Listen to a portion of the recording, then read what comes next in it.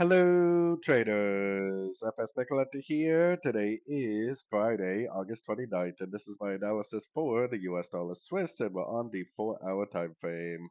So on the dollar Swiss, we are sitting at the 61%, definitely a pretty important level, and if it does break structure at to the upside at this level, then I definitely would start looking for longs.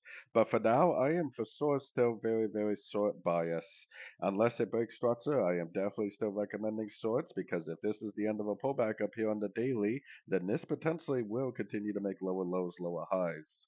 So going down to the 1 hour time frame, I have my Fibonacci retracement just on this move down right here because if it goes up and takes out the top of this move with momentum, then I would definitely stop looking for shorts and start looking for longs. Otherwise, I would definitely look at this move up as potentially just being a pullback within a downtrend. So if it is a pullback within a downtrend, our Fibonacci retracement levels should give us areas of resistance.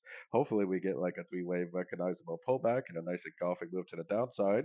Then potentially we could go short again for the continuation of the higher time frame downtrend, as long as it doesn't break structure.